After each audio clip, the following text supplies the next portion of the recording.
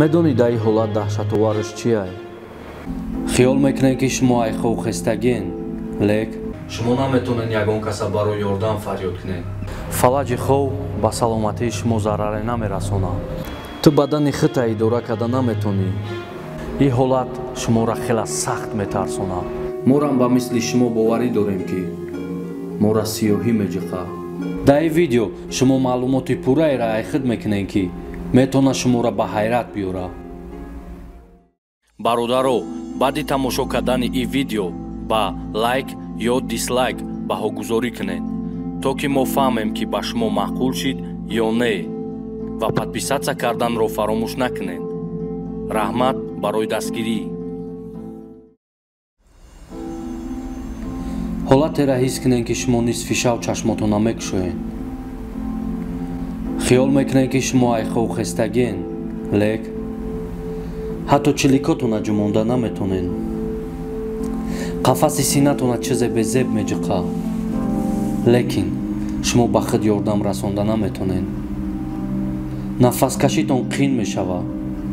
дар атрофтон сояву сиёҳиро мебинед ва баъзан вақт ҳар гуна овозҳо ба гӯштон мерасад. не, ман сюжети ягон киноро нақл надорам. баъзеҳо то ҳол ба ӯ ақидаанд ки вақте ки мо ба пушт хов мекунем, моро сиёҳӣ меҷиқа ва мо бояд ягон сурае хонем, то ки моро сар тиҳад.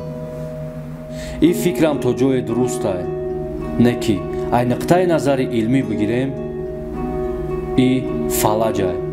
фалаҷ яъне параличи хов.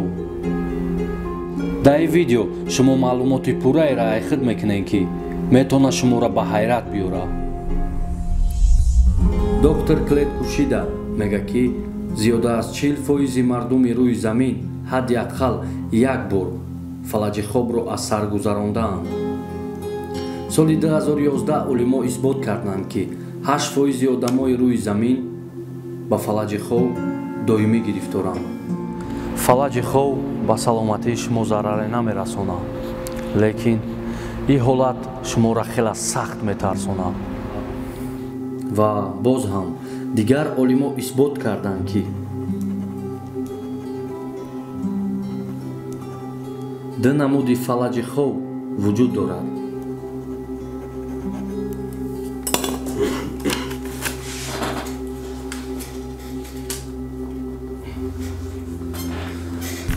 якум, фалаҷи хове ки инсон дар ҳаёт як ё ду маротиба аз сар мегзаронад. ин ҳолат ҳамагӣ як ё ду дақиқа давом мекунад ва баъд аз сар гузарондани ин намуди фалаҷ ту дигар аз филмҳои ужас уқа наметарсӣ. медонӣ барои чӣ? барое ки ту дар вақти хоб буданат аюда чизи безебтара дидӣ, не ки ин фалаҷ дар пеши дуюм намуди фалаҷ ҳичие. дуюм намуди фалаҷ ин фалаҷи такроршаванда ном дорад. ба фикрам ту фаҳмидӣ ки такроршаванда чӣ маъно дорад. мақсад ин фалаҷ ранги фалаҷи якум дар ҳаёт як ё ду маротиба аз сари инсон намегзарад. баръакс ин фалаҷ доимие, яъне ин фалаҷ такрор ба такрор то охири ҳаёт одама ғам метаҳад ва приступаш зиёда аз 1 соат давом мекунад. медонӣ дар ин ҳолат даҳшатовараш чия? ту бадани хита идора карда наметонӣ. 80% одамое ки ин приступа доранд, ӯҳо мегӯянд баъди кушодани чашмот тамоман баданта ҷумонда наметонӣ. яъне бадан ба фармони ақл кор намекунад. ва 20% дигар одамое ки ин приступа доранд мегӯянд мушакҳои рӯ, гардан ва чиликҳои почата ҷумонда метонӣ ва ин ҳаракат ба ту ёрдам метавад ки тезтар ба худ биёӣ ва ин приступ озод шавӣ. лек дар бисёр ҳолатҳо бояд маҷбуран интизор шавӣ ки ин приступ худаш туро озод кунад. шумо ҳис мекунед ки нафастон гирифтестае? вақтҳои пеш одамо бовар мекарданд ки вақте ки одам ба пушт хов мекунад, ҷина дар болои одам нишаста дасту почаша меқапад ва нафасша меҷиқа. дар ҳақиқат ҳангоми фалаҷи хов одам нафасгир мешавад. аммо агар ай нуқтаи назари илмӣ нигоҳ кунем, ҳамаш фаҳмо мешавад. дар ин ҳолат шумо дар вақти номуайян ва нодуруст ай хов бедор мешем. дар ӯ вақт мушакҳои бадани шумо ҳолиам хованд. барои ҳамин ҳис мекунем ки нафасгир мешем ва хиёл мекунем ки чизи вазбине дар болотонай. бо як чизи даҳшатовари фалаҷи хов ҳамиае ки шумо наметонед ягон каса барои ёрдам фарёд кунед. сабабаш ҳамиае ки мушакҳои гардан ва даҳан хованд, кор намекунанд. вақте мехоҳем гап занед, мефаҳмем ки ягон калима гуфта наметонед ва фикр мекунем ки касе ё чизе қиртақтона меҷиқа. вақте ки шумо чашмотонро мекушоед, дар пеши чашмотон ҳар чизи даҳшатовара мебинед. ин галлюсинатсия ном дорад. ҳамаи одамо баъзе вақт ховҳои безеб мебинанд. ака представид кунед, вақте ки чашмотонро мекушоед, ҳамон ховҳои безеба ба чашмотон мебинед. бисёри одамо дар ҳақиқат ҳам хеле мебинанд, не ки галлюсинатсия чанд намуд мешавад. шумо метавонед дар пештон чизе айкинаҳои ужас бинед. ҳар гуна овозҳои даҳшатовар мешнавед. болои ҳамаи ин шумо метавонед ҳис кунед ки чизе бадани шуморо мерасад. лек ҳозирам ягон кор карда наметавонед. ба ҳамаи ин нигоҳ накарда олимо исбот карданд ки 20% одамое ки ба ин дард доимӣ гирифторанд, ӯҳо ба ин чиз одат кардаанд ва ҳангоме ки дар ин ҳолат ғалтиданд, ай дидан ва шунавидани он чизе ки дар пешон ҳаст, ӯҳо кайфият мебаранд.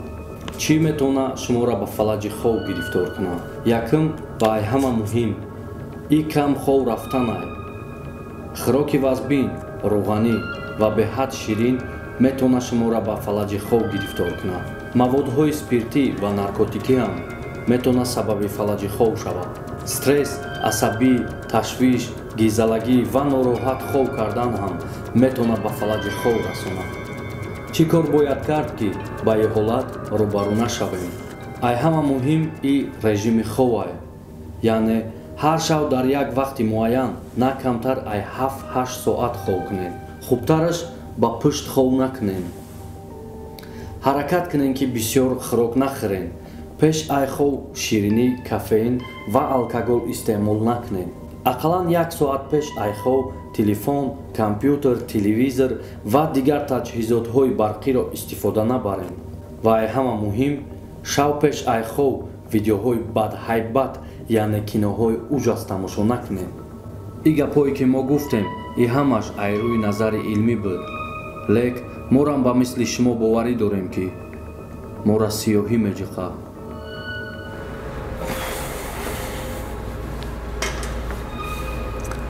ва агар хоҳӣ дигар видеоҳои шавқоварро тамошо кунӣ, дар канали King Adabӣ подписатся кун ва колокольчика биҷиқ, то ки ай хабарҳо қафо намонӣ.